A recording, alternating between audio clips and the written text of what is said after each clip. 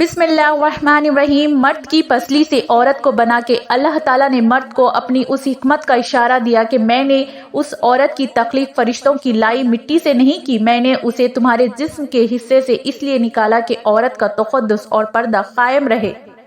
فرشتوں کو بھی خبر نہ ہونے پائے کہ زمین کی لائی ہوئی کس مٹی سے عورت کی تخلیق ہوئی، یعنی عورت کے تقدس کی حد تو دیکھیے کہ فرشتوں سے بھی اس کی بناوٹ کا پردہ لازمی قرار دیا گیا۔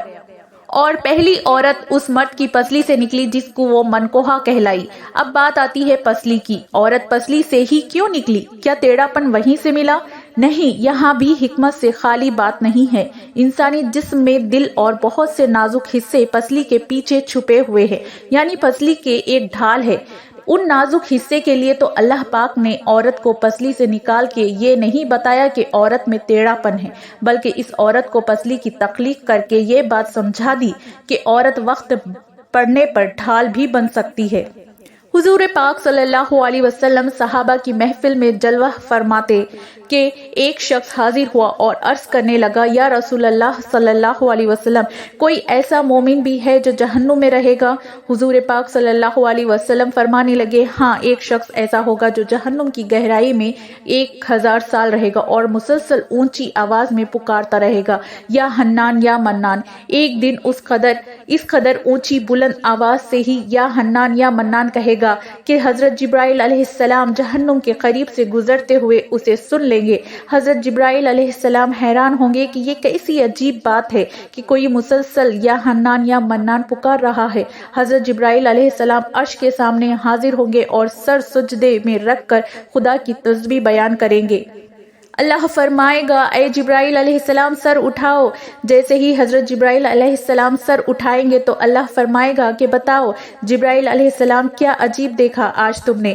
حضرت جبرائیل علیہ السلام عرض کریں گے، اے اللہ، اے ہمارے رب، میں نے جہنم سے آتی ہوئی ایک آواز سنی ہے جو کہ گہرے گڑھے سے لگ رہی تھی، کوئی پکار رہا تھا یا حنان یا منان۔ اللہ فرمائے گا، اے جبرائیل علیہ السلام، جہنم کی دورخواہ مالک کے پاس جاؤ اور اسے کہو کہ جو بندہ یا حنان یا منان کی صدا لگا رہا ہے اسے جہنم سے نکال کر تمہارے حوالے کر دے، پھر اسے میرے پاس لے آؤ۔ حضرت جبرائیل علیہ السلام جہنم کے دروازے پر تشریف لے جائیں گے، دروازے پر دستک دیں گے، مالک باہر آئیں گے۔ حضرت جبرائیل علیہ السلام انہیں اللہ پاک کا حکم سنائیں گے، حکم سن کر مالک جہنم کے اندر جائیں گے۔ حضرت محمد صلی اللہ علیہ وسلم نے فرمایا، جیسے ماں اپنے بچے کو پہچانتی ہے، مالک ایسے جہنم کو پہچانتے ہیں۔ اس کے باوجود آپ یہ یا حنان یا منان کہنے والے شخص کو تلاش نہیں کر پائیں گے۔ باہر تشریف لائیں گے، حضرت جبرائیل علیہ السلام سے عرض کریں گے، اے جبرائیل، جہنم نے گہرا سانس لیا ہے، اس لیے کون سی چیز پتھر ہے، کون سی چیز لوہا ہے اور کون انسان ہے، اس کی پہچان نہیں ہو رہی۔ حضرت جبرائیل علیہ السلام پھر اللہ کی بارگاہ میں سجدہ کریں گے۔ اللہ پاک ارشاد فرمائے گا، اے جبرائیل علیہ السلام سر اٹھاؤ، تم یا حنان یا منان کہنے والے کو کیوں نہیں لائے؟ جبرائیل علیہ السلام عرض کریں گے، مولا، دورخواہ جہنم مالک نے بھی معذرت کر لی ہے، کہتے ہیں جہنم نے گہری سانس لی ہے، اس وجہ سے پتھر، لوہے اور انسان کے درمیان کوئی فرق نہیں بچا ہے، تو یہ سب جل کر کوئلہ بن چکے ہیں، کس چیز کی پہچان نہیں ہو پا رہی ہے۔ اللہ فرمائے گا، جبرائیل، مالک سے کہو میرا بندہ جہنم کی فلاں گڑھے میں فلاں کونے میں اس حالت میں پڑا ہوا ہے۔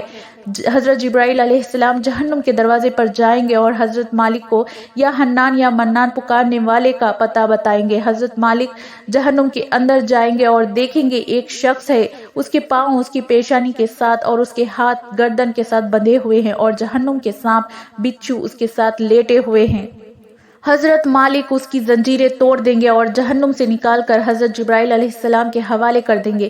حضرت جبرائیل علیہ السلام اسے عرش الہی کے سامنے لے کر حاضر ہوں گے، سر سجدے میں رکھیں گے۔ اللہ پاک فرمائے گا، جبرائیل علیہ السلام سر اٹھاؤ۔ جبرائیل علیہ السلام سر اٹھائیں گے۔ اب اللہ پاک اس بندے سے فرمائے گا، اے بندے، کیا میں نے تیری بہترین تخلیق نہیں کی تھی؟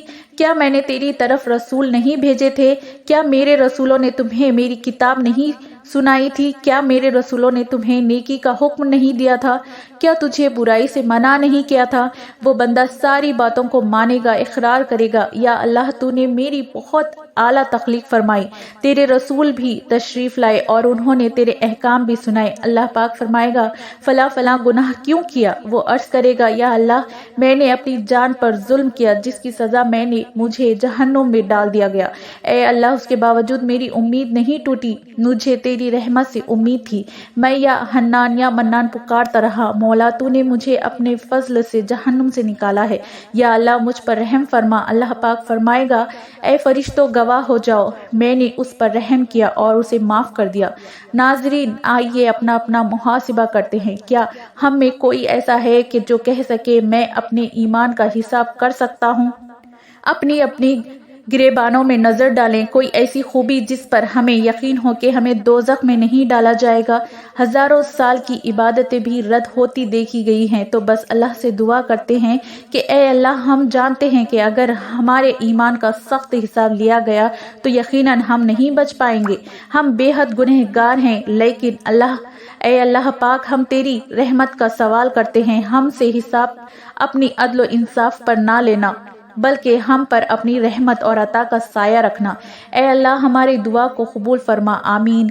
क़यामत के दिन जब लोगों के ईमान का हिसाब व किताब हो रहा होगा, पर कुछ लोग ऐसे होंगे जिनको अल्लाह ताला बगैर हिसाब के जहन्नुम में भेज देगा। सहाबा इकराम रिजवान अलैहिस्सलाम अजमईन ने अर्ज की कि या रसूल अल्लाह सल्लल्लाहु अलैहि वसल्लम, वो कौन से लोग होंगे? नबी करीम सल्लल्लाहु अलैहि वसल्लम ने फरमाया, जालिम हुक्मरान, वो ताजिर जो झूठ बोलता हो, वो बूढ़ा शख्स जो जिना करता हो। नबी करीम सल्लल्लाहु अलैहि वसल्लम ने फरमाया, जिस शख्स में ये 3 आदत पाई जाए वो जाहिल है, जो सुनने से पहले ही जवाब देना शुरू कर देता है, बात को समझने से पहले ही झगड़ा शुरू कर देता है, इल्म ना रखने के बावजूद फैसले करना शुरू कर देता है। अल्लाह पाक हम सबको नेक अमल करने की तौफीक अता फरमाए, आमीन।